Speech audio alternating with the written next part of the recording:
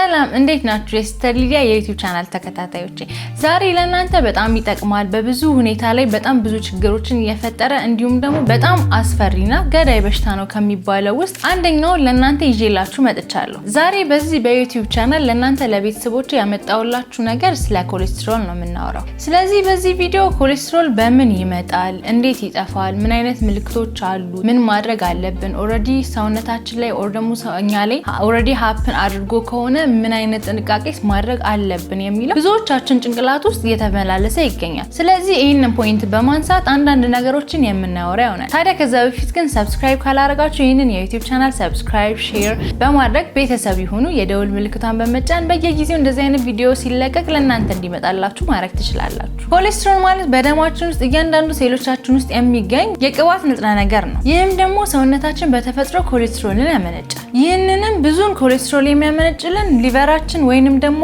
ጉበታችን ነው። ይህ ኮሌስትሮል ደግሞ በሰውነታችን ውስጥ ያለውን ሆርሞን፣ ቫይታሚኖችን ለመስራት ይረዳናል። እንዲሁም በሰውነታችን ውስጥ ያሉትን ሴሎች ለመገንባት በጣም ዋነኛው ንጥረ ነገር ነው። ስለዚህም አብዛኞቻችን ስለ ኮሌስትሮል ሲነሳ የሚመስለን ሁሌ መጥፎ ነገር ብቻ ነው። ለሰውነታችን አስፈላጊ ለሰውነታችን ንጥረ ነገር እንዲሁም ደግሞ ሴሎቻችን እንዳልኳችሁ ዲቨሎፕ ለማድረግ አስፈላጊ ከምንላቸው ንጥረ ነገሮች ውስጥ አንደኛው ኮሌስትሮል ነው።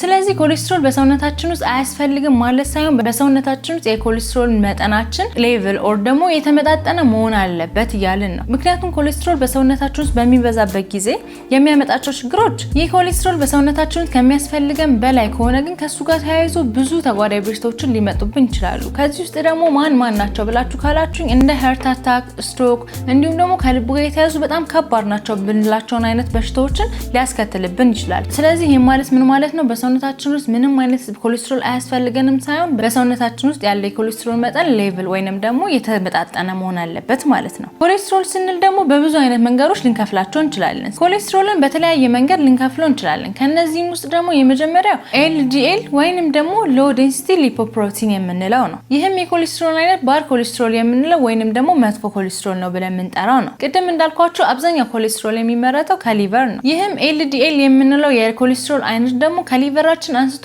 ወደ ሰውነታችን ወደ ተለያዩ ሴሎች የሚያሰራጭልን ነው። ይህም ከጉበታችን ተነስቶ ወደ ተለያዩ ሴሎቻችን የሚሰራጨው የኮሌስትሮል መጠን በጣም ከጨመረ ይህም ደግሞ አርተሪስ ብለን ወደምንጠራቸው የልባችን ክፍሎች ስቲክ ያደርጋሉ። እነዚህም አርተሪስ በጣም እየጠበቡና ሃርድ እየሆኑ ይመጣሉ ማለት ነው። ስለዚህ ወደ ልባችን ወይንም ደግሞ ወደ ብሬናችን የሚፈሳው የብለድ ፍሎ ብሎክ የመሆን ቻንሱ በጣም ከፍተኛ ይሆናል። ይህም ደግሞ ስትሮክ ብለን የምንጠራው ወይንም ደግሞ ሄርት አታክ እንዲያጋጥመን ሊያደርገን ይችላል። ሄልዚ ሌቭል ወይንም ደግሞ ጤናማ ሌቭል ላይ ነው የምንለው ኮሌስትሮል መጠናችን ከ100 ሚሊግራም ፐር ዴሲሊትር ያነሰ ሲሆን ነው። እንዲሁም ደግሞ ከ130 እስከ 159 ሚሊግራም ፐር ዴሲሊትር ላይ ከሆናችሁ ደግሞ ሰውነታችሁ ዋርኒንግ እየሰጠ ስለሆነ ራሳችሁን ኮንትሮል ኦር ደግሞ ፕሮቴክት ማድረግ አለባችሁ ማለት ነው። ይህም ደግሞ ኮሌስትሮል ሌቭላችሁን ባላንስ ማድረግ፣ ለኮሌስትሮል እንዳንጋለጥ የሚያደርጉን ምግቦች መጠቀም፣ ወደ ኮሌስትሮል ደግሞ ሊያጋልጠን ወይንም ደግሞ የኮሌስትሮል ሌቭላችንን ከፍ ሊያደርግብን የሚችሉ ምግቦችንም ሆነ ማንኛውንም ነገር አቮይድ ወይንም ደግሞ ማስወገድ አለብን ማለት ነው። ከ160 ሚሊግራም ፐር ዴሲሊትር በላይ ከሆናችሁ ደግሞ ያላችሁበት ሁኔታ በጣም ዴንጀረስ ሌቭል ላይ ስለሆነ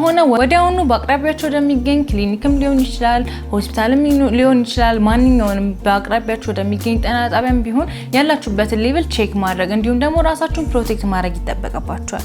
ታዲያ ከዚህ ውስጥ ደግሞ ከምግብ እንኳን ምን ላደርግ ወይንም ደግሞ የኮሌስትሮል መጠንን ኮንትሮል ለማድረግ ምን አይነት ምግቦችን ልጠቀም ካላችሁ አንዳንድ ነገሮችን ሪኮመንድ ላድርጋችሁ።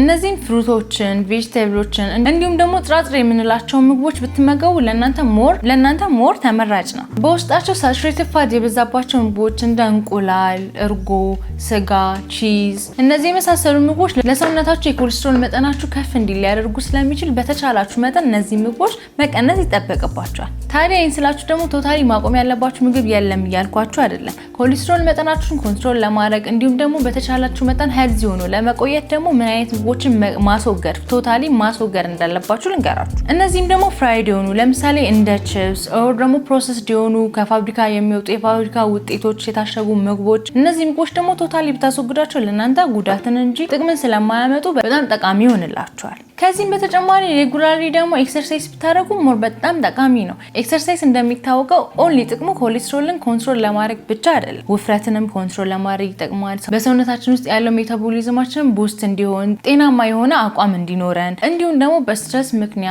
ኦር ደግሞ በጣም ረጅም ከመቀመጥ ምክንያት ወይ ደግሞ አለመንቀሳቀስ ምክንያት የሚመጡ አብሮ ተያይዞ የሚመጡ በሽታዎችን አብሮ ከሚመጡ በሽታዎች ሪሊፍ ለማግኘትም በጣም የሚጠቅመን ዋነኛው ነገር ኤክሰርሳይዝ ማድረግ ነው። ኤክሰርሳይዝ በማንኛውም ኤጅ ላይ ነው። ኢቭን አብዛኞቻችን እኛ ሀገር ላይ ብዙም አክሰፕት ማናደርገው ነገር ቢኖር ስፔሻሊ ከ45 ከ50 ዓመት በላይ ያሉ ሰዎች ኤክሰርሳይዝ አይሰሩም፣ እድሜያቸው አይፈቅድም ብለን። ግን ለምን? ምክንያቱም ሁላችን ባለንበት እንደውም ካልን ሞር ኤክሰርሳይዝ የሚያስፈልጋቸው እንቅስቃሴ ለሰውነታቸውን በጣም ጠቃሚ ነው ተብሎ የሚታሰበው ከ45 ዓመት በላይ ለሆኑ ሰዎች ነው። ስለዚህ ይህ ቪዲዮ የምታዩት እናንተ ወጣት ከሆናችሁ ወይንም ደግሞ ህፃን ወይ ደግሞ አደልት ነን ብላችሁ የምታስቡ ከሆነ በቤታችሁ ለሚገኝ ከፍተኛ እድሜ ላይ ላለ ከ45 ከ50 ዓመት በላይ ላሉ ሰዎችም ይህንን ቪዲዮ ሼር በማድረግ በማጋራት በጣም ብዙ ጥቅም እንዳለውና በጣም ብዙ ሄልዚ ወር ደግሞ ጤናማ ሆኖ እንዲቆዩ ከሚያደርጋቸው ዋነኛው ነገር ኤክሰርሳይዝ እንደሆኑ ልታስረዷቸው ይገባል። ስለዚህ እናንተ ምን ማድረግ አለባችሁ? በዴይ ቱ ዴይ ላይፋችሁ ላይ ላይፍ ስታይል አድርጋችሁ ትንሽም ቢሆን ኤክሰርሳይዝ ብታደርጉ በጣም ተመራጭ ነው። ሁለተኛው የኮሌስትሮል አይነት ደግሞ HDL ወይንም ደግሞ ሃይ ዴንሲቲ ሊፖፕሮቲን የምንለው የኮሌስትሮል አይነት ነው። ይህም የኮሌስትሮል አይነት ጉድ የምንለው ወይንም ደግሞ ለሰውነታችን ጠቃሚ ነው የምንለው የኮሌስትሮል አይነት ነው። ስራውስ ምንድነው ካላችሁኝ ደግሞ ደማችን ውስጥ ያለው የኮሌስትሮል ሌቭል በጣም ከፍተኛ ከሆነ አላስፈላጊ ወይንም ደግሞ ኦቨር የወጣውን የኮሌስትሮል ሌቭል ኮንትሮል አድርጎ ወደ ሊቨራችን የሚመልስልን የኮሌስትሮል አይነት ነው። ይህም HDL የምንለው ኮሌስትሮል ቅድም ከነገርኳችሁ LDL ከሚባለው ባድ ኮሌስትሮል በጣም ጠቃሚ እንዲሁም ለሰውነታችን በጣም አስፈላጊ ነው። ሰውነታችን ውስጥ ያለው የኮሌስትሮል መጠን በጣም ኦቨር ከሆነ ራሱን ኮንትሮል አድርጎ በሰውነታችን ውስጥ ያለው አንሄልዚ የሆነ ኮሌስትሮል በጣም ኦቨር ከሆነ እነሱን ኮንትሮል አድርጎ በመመለስ ጤናማ እንድንሆን የሚረዳ ነው። ይህም ኮሌስትሮል ለወንድ ልጅ ከ40 ሚሊግራም ፐር ዴሲሊትር በላይ ሲሆን እንዲሁም ለሴት ልጅ ደግሞ ከ50 ሚሊግራም ፐር ዴሲሊትር በላይ ሲሆን ተመራጭ፣ እንዲሁም ደግሞ ከነዚህ በላይም ቢሆን ለሰውነታችን ጥቅም ስላለው ሞር የተመረጠ ነው። ይህንን HDL ወይንም ደግሞ ጤናማ በጣም ጠቃሚ ነው ብለን የምናስበውን የኮሌስትሮል ሌቭል ለመጨመር ደግሞ ምን ማድረግ አለብን? ታዲያ ይህንን የኮሌስትሮል ሌቭል ለመጨመር እንዲሁም ደግሞ ሰውነታችን ጤናማ ሁኔታ ላይ እንዲገኝ ከፈለግን ማድረግ ያለብን ነገሮች ውስጥ አንደኛው በቂ የሆነ ኤክሰርሳይዝ ዴይሊ ወይንም ደግሞ በሚያስፈልገን ጊዜ መስራት ይጠበቅብናል። ሁለተኛው ደግሞ ቅድም እንደገለጽኩላችሁ ጤናማ የሆኑ ምግቦችን ማዘውተር፣ አላስፈላጊ የሆኑ ምግቦችን ደግሞ መቀነስ እንዲሁም ደግሞ ቶታሊ ማስወገድ ይጠበቅብናል ማለት ነው። ሶስተኛው በደማችን ውስጥ የሚገኙ ስቦች ሲሆን እነዚህንም ደግሞ ትራይግላይሴራይድ ብለን እንጠራቸዋለን። እነዚህ ደግሞ ሰውነታችን ለኢነርጂ ያልተጠቀመውን ካሎሪያችንን ስቶር የሚያደርጉልን ሲሆኑ ይህም ደግሞ ሰውነታችን ፋንክሽን ለማድረግ ኢነርጂ በሚያንሳው ጊዜ ከነዚህ ስቶር ከተደረጉ ካሎሪዎች ወስዶ ሰውነታችን ስራ ላይ ይውላል ማለት ነው።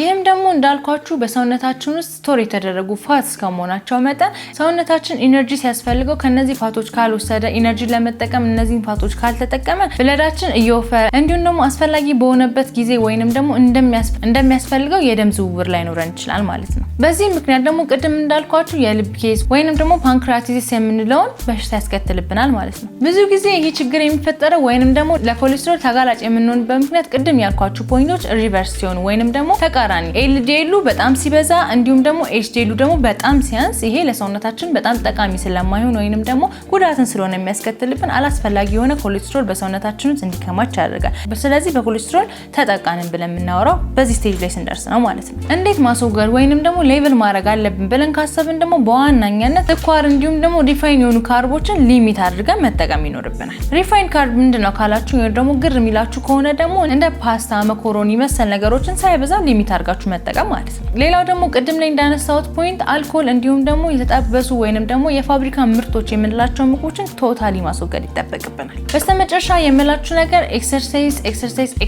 በጣም ወሳኝ ነገር ነው። ምክንያቱም ኤክሰርሳይዝ በምናደርግበት ጊዜ ቅድም እንዳልኳችሁ የሚጠራቀሙ ኦር ደግሞ ስቶር የሚሆኑ ፋቶች ኤክሰርሳይዝ በምናደርግበት ጊዜ ራሱ በርን እያደረገ ስለሚመጣ የተስተካከለ አቋም፣ የተስተካከለ ሰውነት እንዲሁም ደግሞ ጤናማ ኑሮ አኗኗር፣ ጤናማ የሆነ ላይፍ ስታይል እንዲኖረን ያደርጋል ማለት ነው። ታዲያ ኤክሰርሳይዝን ስንሰሩ ኮሌስትሮል ይታይብኛል ወይንም ደግሞ ኮሌስትሮልን ፍራቻ ብቻ ሳይሆን ለሌላም ብዙ ጥቅሞች ለምሳሌ ውፍረት ለመቀነስ፣ ለስኳር በሽታ፣ ለደም ግፊት፣ ለተለያዩ በሽታዎች ኤክሰርሳይዝ ኪ ፖይንት ስለሆነ ኤክሰርሳይዝ መስራት ግዴታ ይኖርብናል። እንዲሁም ደግሞ ሌላው እንደሚታወቀው በዋናኛነት ውፍረት ለመቀነስ በጣም ኪ ፖይንት ነው። በዚህ አጋጣሚ የተስተካከለ ሰውነት እንዲሁም ውፍረት ከመቀነስ ጋር የተያያዘ አሪፍ ሰርቪስ ማግኘት ከፈለጋችሁ እኔ ራሴ ሞኒተር ስለማድረጋችሁ መመዝገብ ከፈለጋችሁ ከታች ባለው ስልክ ደውላችሁ አሁን እንመዝገብ። በስተመጨረሻ ኮሌስትሮል የሚጠፋ ነገር አይደለም፣ ኮንትሮል ማድረግ ግን በጣም ቀላል ስለሆነ ኮንትሮል እያደረጋችሁ ራሳችሁን ጠብቁላል። ለዛሬ ነበረኝ ቪዲዮ ይመስላል። በቀጣይ የተለያዩ ከጤና ጋር እንዲሁም ደግሞ ውፍረት ከመቀነስ ጋር የተያያዙ የተለያዩ ቪዲዮዎችን ስለምሰራላችሁ እንዲመጡላችሁ ሼር፣ ላይክ፣ ሰብስክራይብ በማድረግ ቤተሰብ ይሁኑ።